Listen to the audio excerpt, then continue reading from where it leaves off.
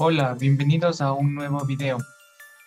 Somos estudiantes de la Escuela Politécnica Nacional de la materia de Inteligencia Artificial. Los integrantes son Antonio Villegas, Adrián Chicaiza y Jean Fuentes y mi persona Alexander Tupiz. En este video vamos a mostrar lo que es el aprendizaje automático. Objetivos. Analizar los diferentes métodos por lo cual podemos agrupar la información estructurada. Identificar las funcionalidades de cada uno de los métodos propuestos. A continuación, existe un mapa por lo cual está el aprendizaje automático. Podemos encontrar algoritmos supervisados y no supervisados. En este caso, vamos a hacer uso para el algoritmo no supervisado, el uso del árbol de decisión y regresión lineal. Y para la parte del no supervisado, el método algoritmo de clustering, K-means y ECLAD. Aprendizaje automático no supervisado.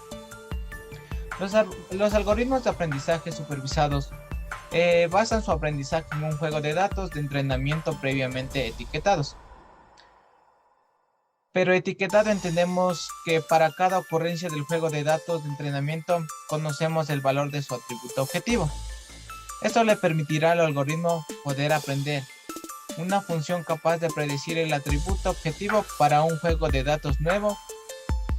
Y las dos grandes familias de algoritmos supervisados son los algoritmos de regresión, cuando el resultado a predecir es un atributo numérico, y los algoritmos de clasificación, cuando el resultado a predecir es un atributo categórico. El árbol de decisión se trata de una vía de análisis que parte de la representación de manera gráfica de todos los sucesos que pueden derivar de la toma de decisión, y a su vez de todos los sucesos que se pueden derivar en cada uno de ellos. De este modo, los árboles de decisión se emplean para la resolución de problemas, sirven para organizar el trabajo, estructurar los canales de cálculo, y una de las características principales, toma la decisión con mayor probabilidad de aciertos. El aprendizaje automático no supervisado, usamos lo que es el método clustering y ECLAD. El algoritmo de clustering tiene como objetivo agrupar los objetos de un dataset según su similitud, de forma que los objetos que hay dentro de un grupo sean más similares que aquellos que caen en grupos distintos. Finalmente, el algoritmo de ECLAD es utilizado en minería de datos sobre base de datos transaccionales que permiten encontrar de forma eficiente conjuntos de ítems frecuentes, los cuales sirven de base para generar reglas de asociación, y procede un identificador de ítems individuales frecuentes en la base. Este algoritmo se ha aplicado grandemente en análisis de transacciones comerciales y en problemas de predicción. Finalmente, los términos importantes a mostrar es Python, NumPy, Pandas, Matplotlib, DataFrame, CSV y las distintas librerías, lo cual nos permitió resolver los distintos métodos o algoritmos de clasificación y de predicción.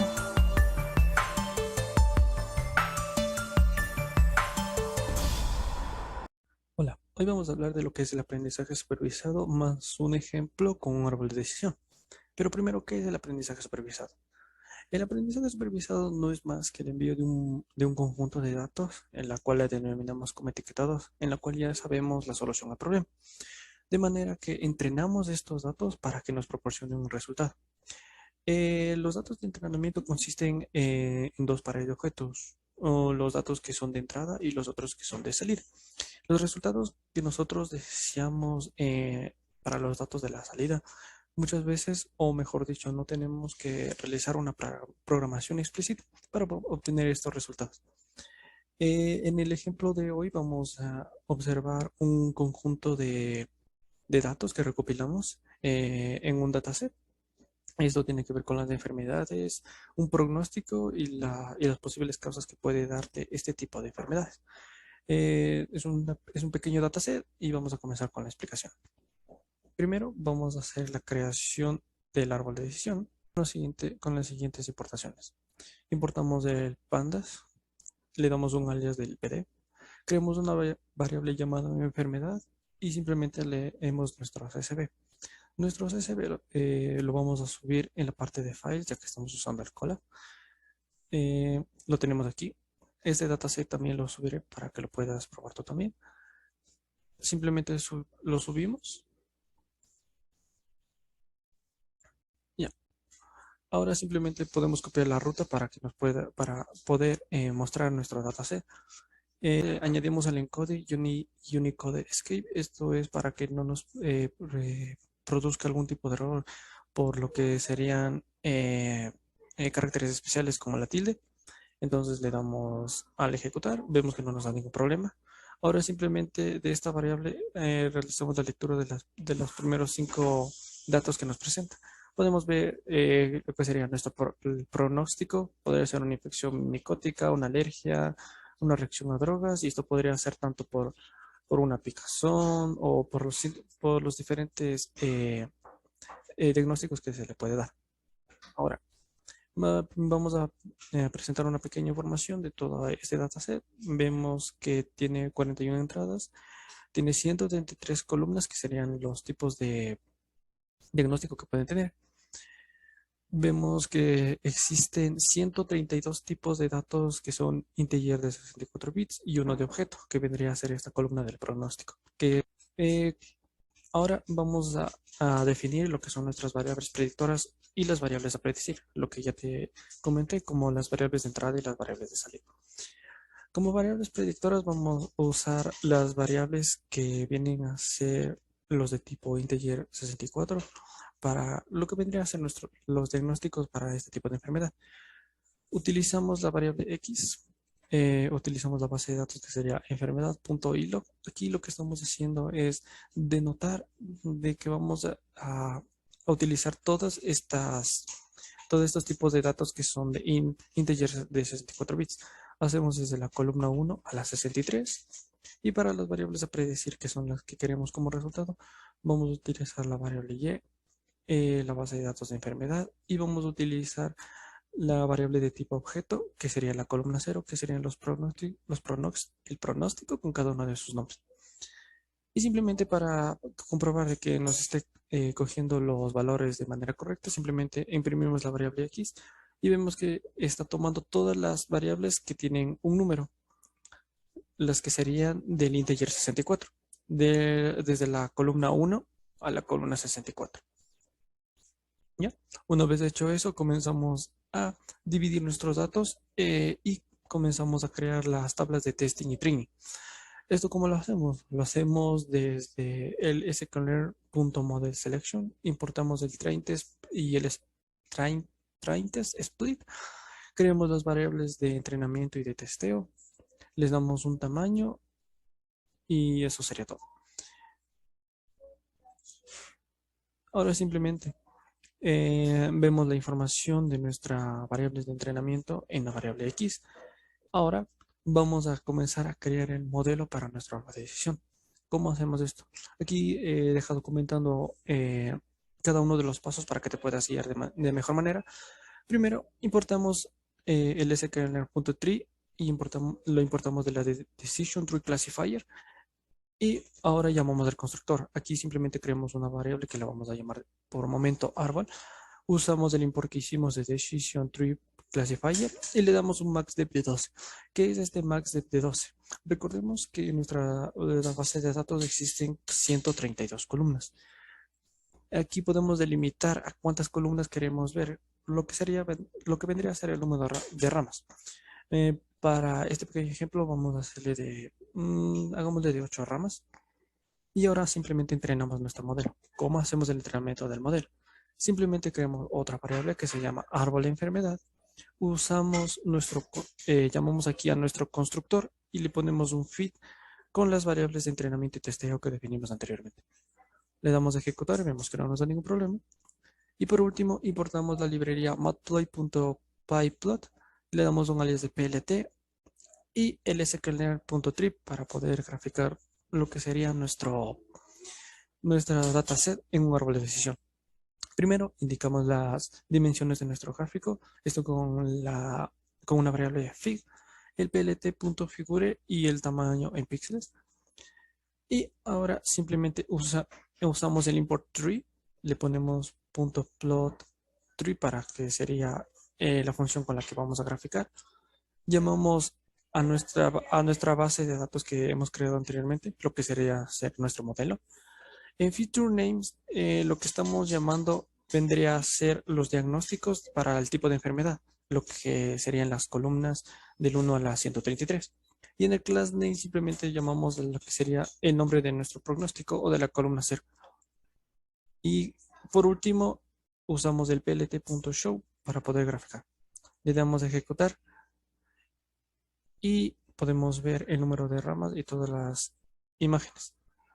Ya.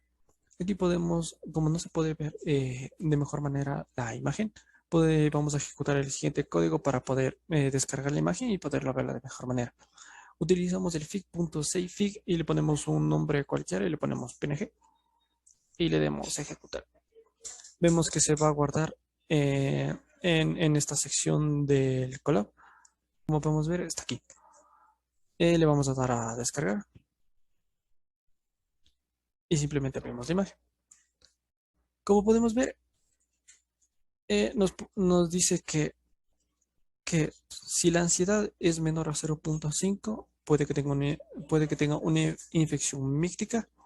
Asimismo, si este valor sobrepasa, podría tener ictericia, y si es menor, podría tener una infección mítica con estos tipos de valores. Podemos ver que si depende de cada tipo de valor, podría tener ERGI, varicela, podría tener colestasis crónica, etc.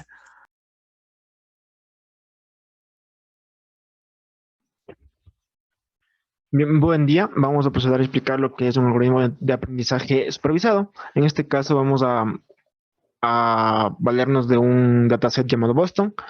Vamos a proceder. Ya, como primer paso vamos a hacer la parte de la importación de todas las librerías que vamos a ocupar para este ejercicio. En primer lugar vamos a ocupar NumPy para la parte del tratamiento de los datasets que vamos a hacer a continuación. También vamos a hacer la parte de Matplotlib para la parte del manejo de los gráficos que vamos a ir generando. También vamos a valernos de sklearn para dos cosas. En este caso vamos a valernos para lo que es el algoritmo de regresión lineal y también para sacar un dataset. Y a continuación vamos a empezar. Como primer paso vamos a traernos el dataset desde el sklearn. Sklearn nos ayuda ya con unos datasets previamente que vamos a poder encontrar en esa librería. Entonces lo que hace es directamente descargarse y traernoslos a nuestro ejercicio. En este caso vamos a ocupar un dataset llamado Boston, con esta simple línea de código para cargar el dataset. Entonces cuando le carguemos, faltó cargarlo. Ya, cuando le carguemos, lo que vamos a recibir es todo el dataset. De momento esto es bastante confuso de leer. Se podría llegar a hacer, pero hay formas más simples de hacerlo. En este caso vamos a empezar sacando las keys. Esto nos devuelve lo que de por sí nos trae el dataset, que es data, target, feature names y una descripción simple. Así que vamos a sacarlo de descripción. En description nos sale cuántos datos hay y cuántos atributos tiene este dataset. En este caso nos damos cuenta que tiene bastantes datos de años, de pesos, de distancias del centro de empleo de Boston. Nos da también el crimen dentro de una capital del pueblo de Boston. O sea, son datos que ya están dentro de nuestro dataset y que vamos a poder utilizar para hacer este tipo de entrenamientos. Así que aquí nos vamos. Aquí también vamos a sacar el shape para que de manera más clara y precisa nos muestre qué dimensiones tiene el dataset con el que vamos a trabajar. Y después vamos a sacar las números de columnas, que son los que nos salen acá. Todas las 13 de acá nos van de forma más simple y de una forma simplificada, nos van a aparecer aquí. A continuación vamos a crear el valor de X. En este caso, lo que va a hacer es que nos va a sacar la información y la va a guardar en una variable, que en este caso va a sacar de la quinta columna, que en este caso es Nox. y Y va a ser el target total de todos los datos que se almacenaron en el atributo target del aquí de target que encontramos acá arriba. Entonces, esos son los primeros datos que vamos a sacar de este dataset.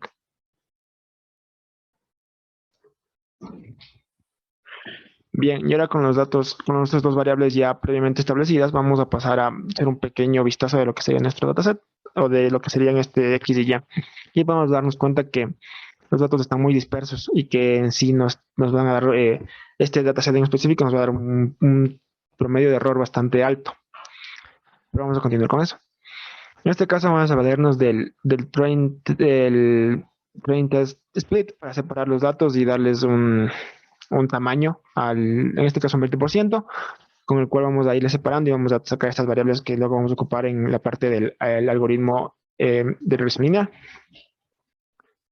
Vamos a definir el algoritmo que vamos a utilizar. En este caso, como ya dijimos, vamos a ocupar el algoritmo de regresión lineal simple, por lo cual vamos a traer eso y guardarlo en una variable. De esa variable vamos a que entrenarle con el fit con las dos variables previas que sacamos, que era xtrain y xtrain, que podemos ver aquí.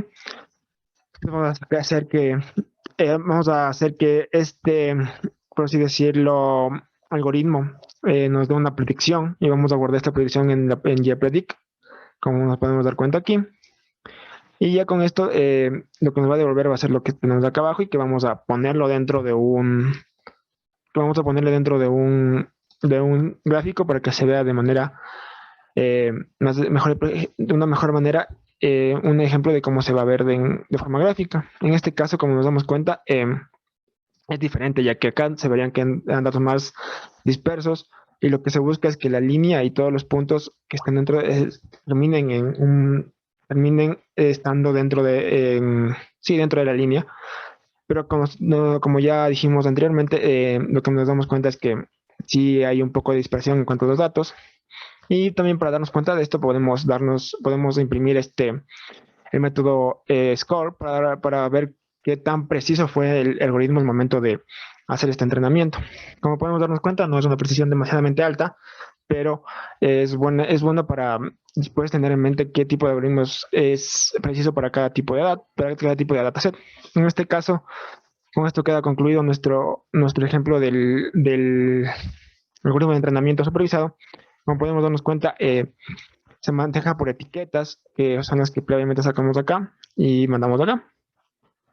Entonces eso sería todo. Aquí podemos darnos cuenta de nuestro pequeño gráfico con Matplotlib. Gracias.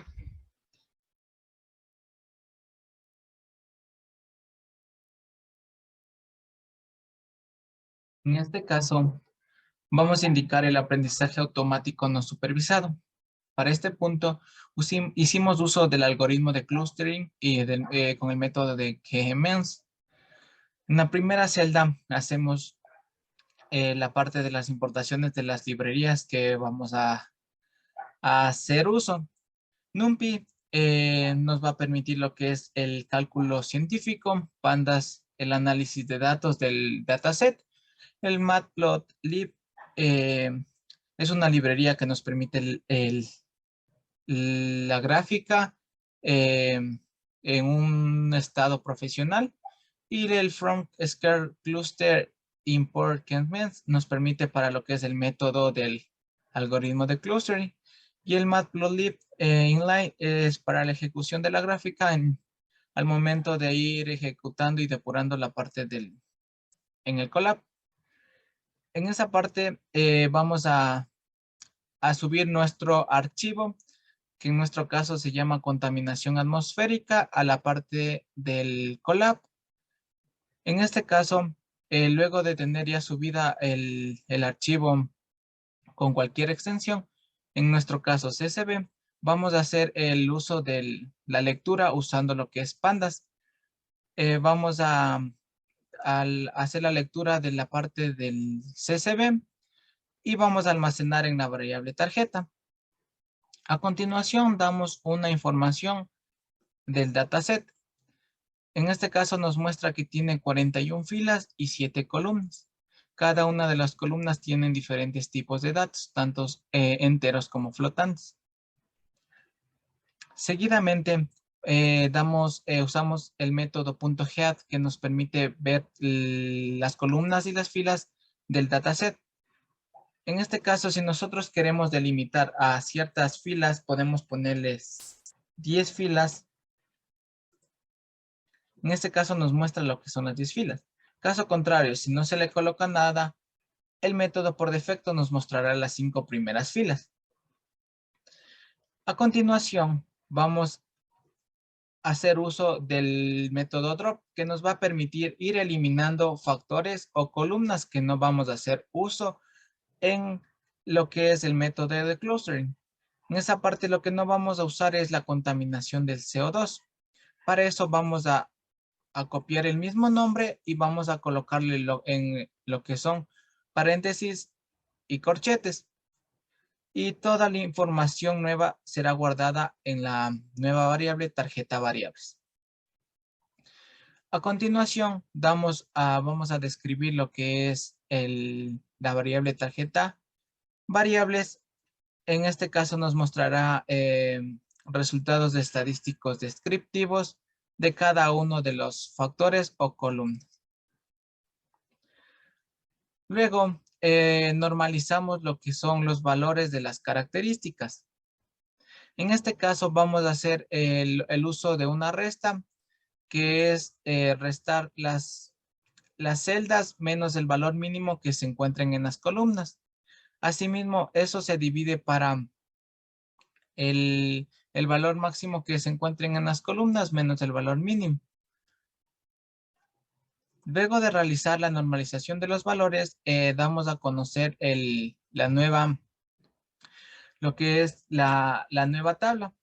Lo que nos permite es dar a los valores mínimos de las columnas un valor de 0 y a los valores máximos un valor de 1.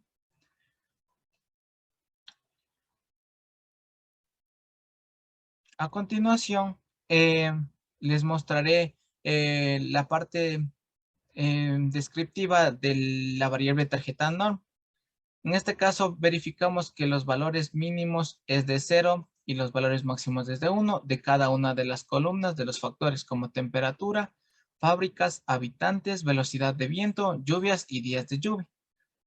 Seguidamente, vamos a crear una lista vacía, puesto de que el for que muestro aquí nos va a permitir lo que es tener una idea del clustering óptimo para lo que es la graficación. En este caso, vamos a crear diferentes cantidades de agrupación asignando a la variable i en un rango de 1 a 11. En CaseMint vamos a guardar el número de clúster que van a ir variando conforme cambia la variable de i y tiene lo que es un máximo de iteraciones de 300. Luego optamos el método en el objeto con el punto fit y obtengo lo que es el valor del arreglo dentro del modelo. Seguidamente usamos la librería Matplotlib para lo que es la gráfica. En este rango damos el rango que es de 1 a 11 de la lista. Vamos a poner lo que es un título. En este caso se llama codo de Jambu, que nos permite verificar la similitud entre los individuos. La parte de los ejes, del eje X y del eje Y, que en el eje X es el número de clúster, y en el eje Y el nombre de la lista, que en este caso es WCSS. Bueno, en este punto tenemos que describir la gráfica. En este caso podemos verificar que a mayor número de clúster, el número de WCSS disminuye. Bueno, es una gráfica que nos permite saber el clúster óptimo para lo que es el método. En este caso nosotros podemos verificar que en el punto 5 tenemos lo que es lo que va disminuyendo determinadamente.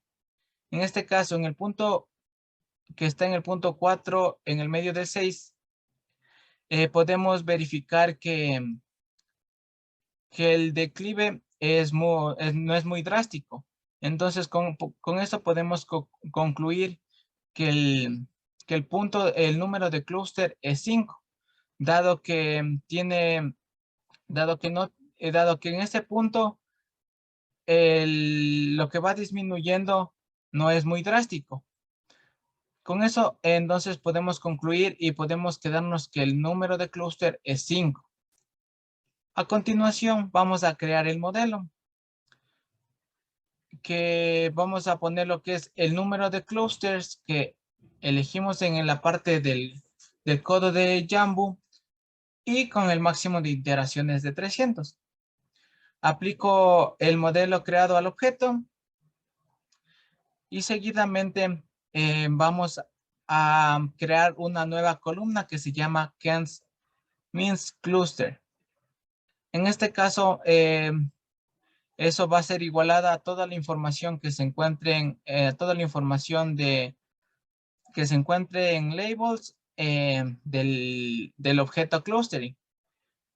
Entonces, en este caso, vamos a mostrar con el punto G toda la información que se nos propone al crear la nueva columna que se llama K-means cluster. Verificamos y en este caso procedemos a aplicar el análisis de componentes para lograr idearnos cómo se forman lo que son los clusters. En este caso importamos el PCA. Vamos a hacer uso de lo que son dos componentes de la parte de la tarjeta NOR. En este caso vamos a crear lo que es un data frame con las columnas componente 1 y componente 2. Vamos a concadenar la parte de la tarjeta DF y la parte del K-means cluster. En este caso se muestra los factores creados como componente 1, componente 2 y el K-means cluster que es el método. A continuación, y para finalizar, vamos a crear lo que es los clústeres en una gráfica. Primeramente, hacemos uso del método de figure que nos va, que vamos a dar las dimensiones de 6 por 6. Y vamos a, dentro de la misma imagen, vamos a cargar otras imágenes que son los clusters. En el eje X y en el eje Y, en el eje X vamos a colocar lo que es el nombre del componente 1 y en el eje Y, componente 2. Vamos a poner la fuente, que es igual a 15, y lo que es un título para la gráfica, en nuestro caso, componentes principales.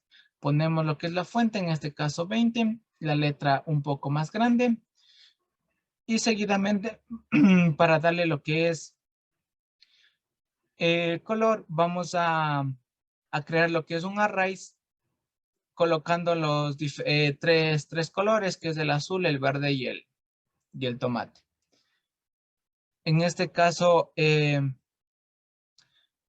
damos a cargar lo que está la información en la tarjeta del componente 1 y del componente 2. Y vamos a cargar lo que son el array de colores para la que es el PCA nombres tarjeta conjuntamente con el K-means cluster. La parte de aquí nos va a servir para dar la dimensión o longitud de radio de cada uno de los círculos. En este caso podemos verificar que nuestra gráfica, usando lo que es el algoritmo de clustering, el K-means, nos permite realizar lo que es una clasificación de individuos similares, agrupando en ciertos factores. En este caso, lo que podemos concluir es que cuando los clústeres sean más similares, los clústeres se van alejando más. En este caso podemos verificar que el punto verde de aquí con el punto de acá tienen que ser muy similares, dado que nos permite describir la teoría de que mientras un individuo sea más igual, los clústeres se van más alejando. Con esto puedo concluir la parte de lo que es un aprendizaje automático no supervisado con el algoritmo de clustering usando el método K-means.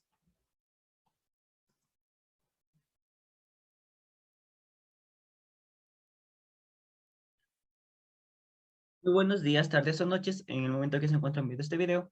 Mi nombre es Jean-Pierre Fuentes y voy a presentarles un trabajo acerca de la inteligencia artificial, enfocándome más en los algoritmos de aprendizaje no supervisado.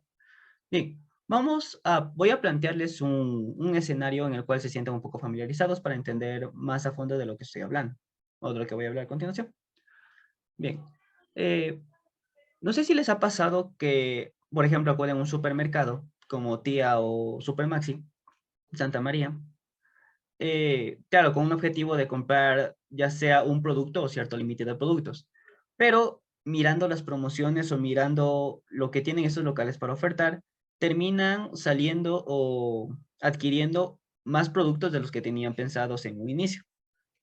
Bien, a menudo se suele ver o observar estas promociones que suelen emplear estos mercados o estos sitios y muchas veces resultan bastante atractivos, ya sea que a veces tienen bastante relación o poca relación, pero realmente es un producto que es necesario, se va a necesitar en un día específico. Bien, pero más a fondo, ¿cómo se realiza este análisis? O esta comparativa o esta unión entre esos productos. Pues bien, esto se realiza mediante una inteligencia artificial o el machine learning, el cual utiliza ciertos algoritmos mediante datos estadísticos, los procesa y obtiene una conclusión o un resultado, el cual es esta relación de la que estoy hablando. En muchos entornos esta relación es benéfica y en otras es no tan benéfica o resulta un total fracaso.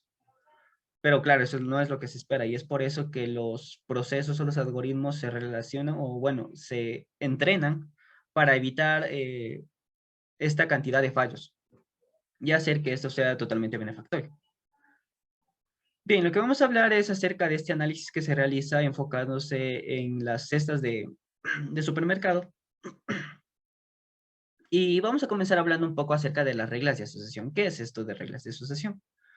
Bueno, las reglas de asociación pertenecen a un grupo o una división en el tema de aprendizaje no supervisado. ¿Qué es este aprendizaje no supervisado? Bueno, existen aprendizajes supervisado o sin supervisión. El aprendizaje supervisado, básicamente una característica es que se necesita etiquetas para elaborar estos algoritmos, o sea, mediante, por ejemplo, el nombre o la frecuencia de compra o el precio, se hacen algunos procesos y se obtiene una conclusión. En cambio, en el aprendizaje no supervisado no es así, ya que carecen de etiquetas. Y bueno, existen algoritmos que, por ejemplo, se basan en analizar las características de una imagen.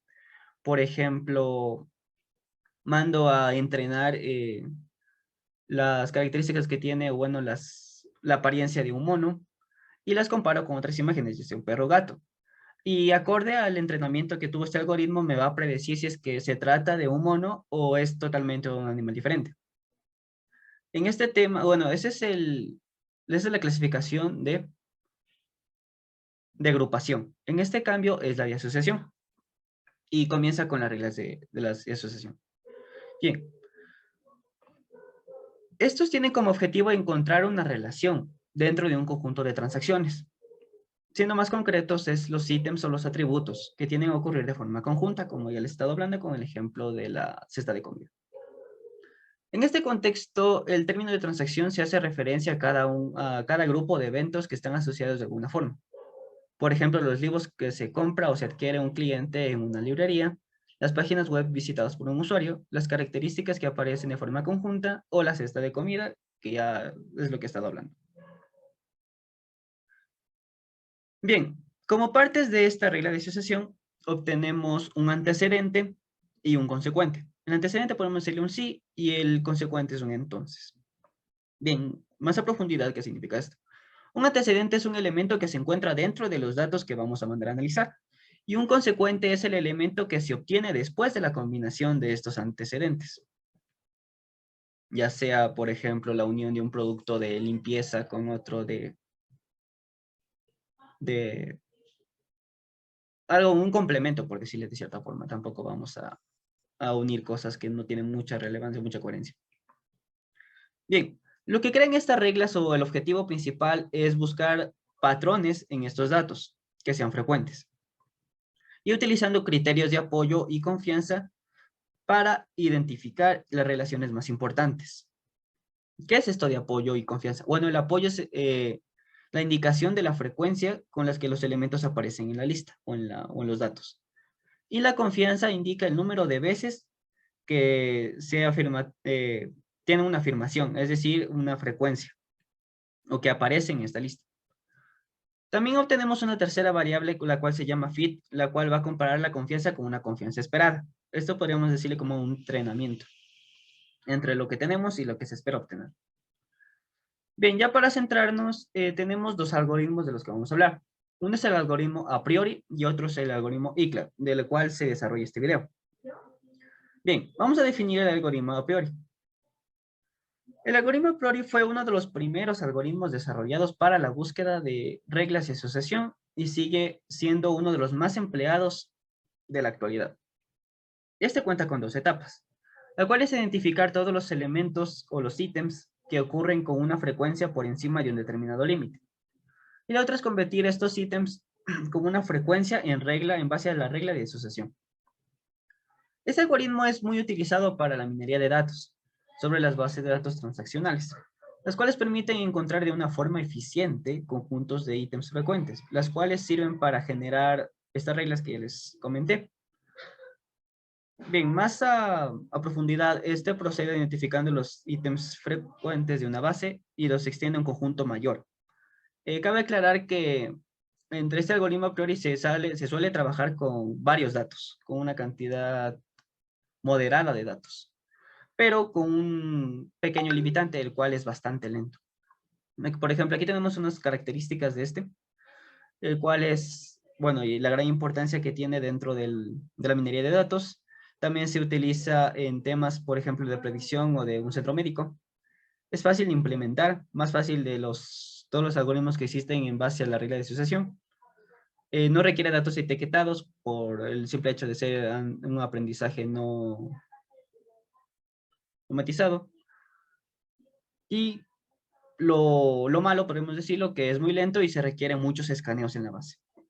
Bien, ya que nosotros nos centramos en mostrar el algoritmo de ICLA, vamos a, bueno, se considera este algoritmo la mejora o una evolución de este algoritmo de a priori, puesto que este explora un conjunto de datos y encuentra estas relaciones de frecuencia en un umbral determinado. Y se considera una mejora básicamente ya que se realiza una búsqueda a profundidad y no por amplitud. Ya que el algoritmo a priori se utiliza en elementos basados en producto, pero en el algoritmo ICLA la transacción es transmitida por los elementos. Pero claro, también tiene una pequeña limitante. Si bien es más rápido que el algoritmo a priori, este algoritmo tiende a utilizarse con datasets más pequeños, puesto que no tiene mucho aguante, no tiene mucha potencia para trabajar con datos mayores o, digamos, superiores como sí lo tendría el a priori. Bien, para ilustrar esto de mejor manera, vamos a realizar una práctica en el entorno de Jupyter Notebook. Como se puede observar, tenemos el entorno de Jupyter Notebook, en la cual se ha realizado el código para implementar este algoritmo de ICLAD. Bien, comenzamos por instalar, bueno, esto puede omitirse si es que ya se tiene esta instalación, pero como realmente se utiliza en entornos nuevos o bueno, es un algoritmo que no se conoce, no es muy familiarizado, para las personas que recién están entrando o miscuyéndose en este tema de inteligencia artificial, importamos o descargamos estos paquetes para no tener conflictos en un futuro. que es install PyICLAD, que es la librería que contiene el algoritmo. NumPy, que es una librería que nos va a permitir tratar los datos numéricos, hacer los array, vectores. Pandas nos permite trabajar con CSVs o data frames. Y Plotly nos ayuda con este tema de los algoritmos. Bien, comenzamos por la importación de este dataset. Voy a servirme de la librería que ya le he comentado anteriormente, que es Scikit, el cual contiene un ejemplo de un dataset ya preparado. Por ejemplo, aquí podemos observar, bueno, esto es, bueno, descargamos este dataset de ejemplo 2 y lo introducimos en una variable market basket y obtenemos los datos. Y imprimimos este dataset. Si bien aquí a primera vista puede ser pequeño, realmente la realidad es distinta, puesto que este dataset contiene 7000 elementos. Como les puede ver aquí, yo estoy obteniendo 50 de los mismos, o estoy obteniendo 100. Aquí se puede ver. Bien, acorde a esto de los datos NaN, significa que no existe un registro en esa casilla, y es por eso que no se muestra. Por ejemplo, puede ser columna 1, columna 2, si se muestran elementos, pero en los demás no, porque, bueno, solo en determinadas filas se ha llegado a concretar esta mayoría de elementos. Bien, para tener un detalle más preciso, vamos a introducir esta función que es .info en nuestro dataset, en la cual obtenemos una información más robusta o más completa. Por ejemplo, aquí ya determinamos que esta tiene 7 columnas y todo es de tipo object.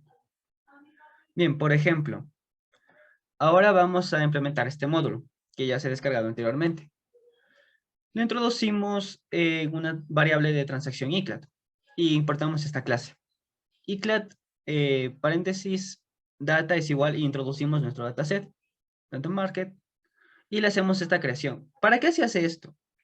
Bueno, debido a que existe, nuestro dataset es netamente de tipo string, pues nosotros vamos a intercambiarlo, vamos a transformarlo para que los datos nos muestre en tipo int o un binario, que es lo que nos interesa. ¿Por qué? Porque vamos a obtener la frecuencia de estos datos, con la que estos datos se repiten o se muestran en las filas que existen en nuestro dataset, como lo podemos ver a continuación. Bien, ya se han reemplazado estas filas y se han vuelto a columnas, con el objetivo de obtener el número con los cuales se muestran estos apartados. Por ejemplo, aquí vemos que casi la mayoría está en 0, pero la realidad es otra. Vamos a ver ya a continuación, por ejemplo, en esta lista de aquí. Aquí tenemos 3000 columnas, 3000 registros, limitado porque no va a tardar bastante el proceso.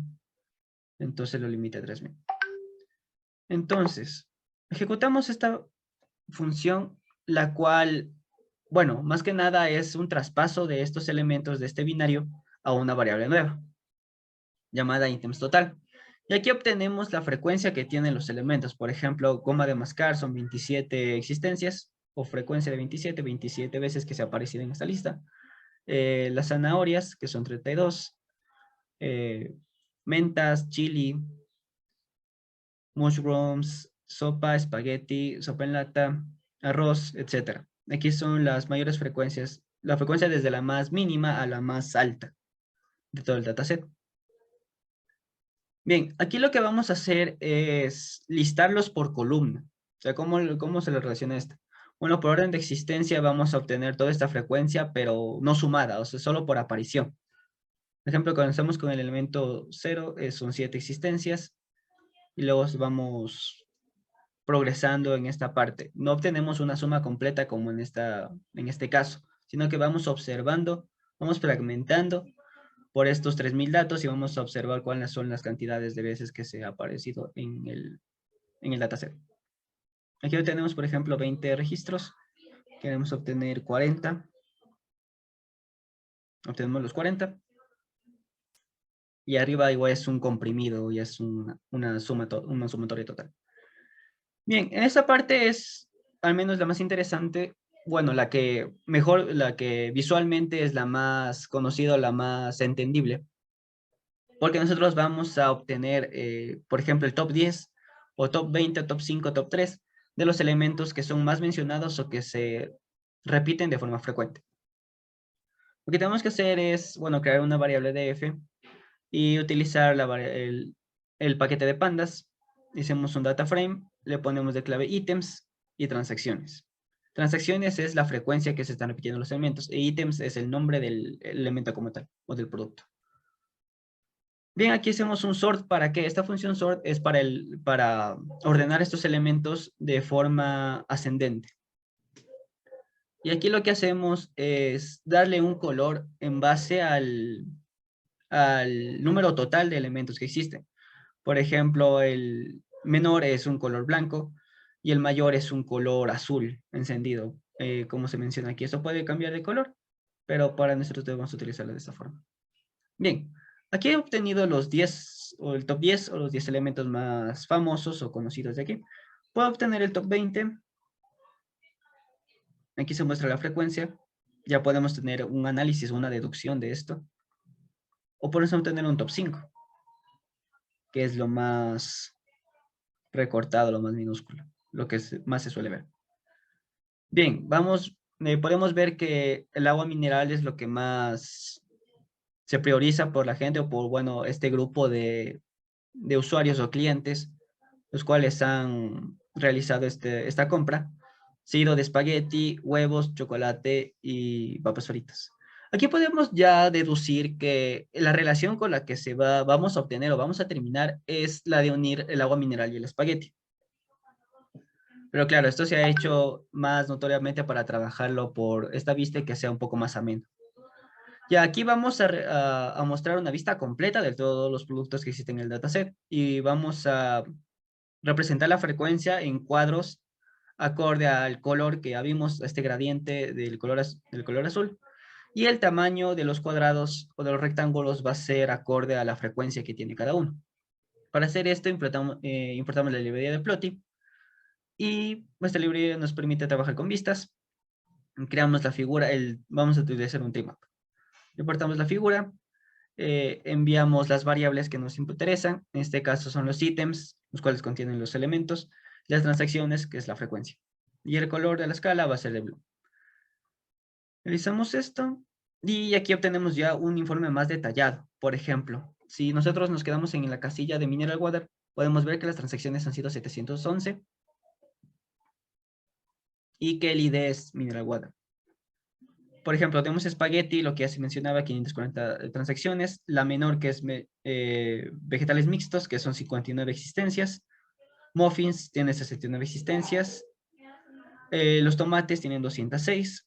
Los panqueques tienen 236. Y los vegetales fríos tienen 276. Listo. Ahora vamos a obtener esta relación que ya les he comentado anteriormente y es el punto de interés de este video. Pero claro, vamos a realizar unas especificaciones o unas características que tienen que tener en cuenta para realizar este algoritmo de la mejor manera. Pues bueno, la generación de esta regla de asociación se necesita definir 3 aspectos. El soporte mínimo, que es el porcentaje mínimo de existencia que debe de tener estos elementos. Por ejemplo, un 5%, un 10%, un 25% de lo que sea. Siempre el porcentaje mínimo se suele usar el 5%. No pasarse de ahí, pero bueno. Las combinaciones mínimas. Este campo también es un poco importante debido a que, por ejemplo, si mientras más combinaciones nosotros realizamos, va a realizar un mayor proceso, un proceso más tardío, o puede que, por ejemplo, aquí perdamos la conexión, se nos va a internet, entonces tenemos que reiniciar el proceso.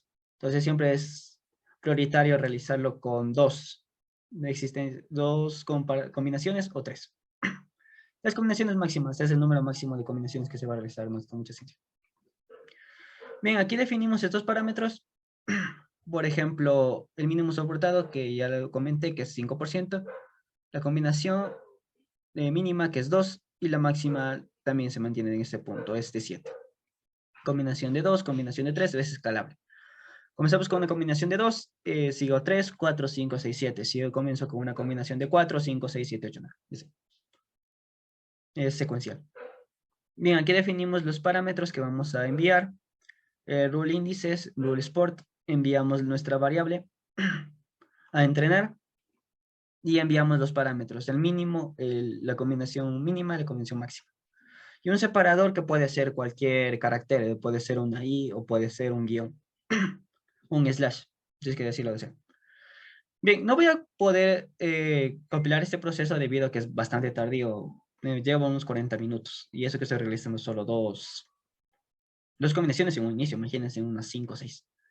Bien, y como resultado, ya se lo habían esperado, se obtiene que la relación más acorde o más esperada, más popular, es la de unir el agua mineral y el espagueti, debido al número de existencias que existen en este dataset.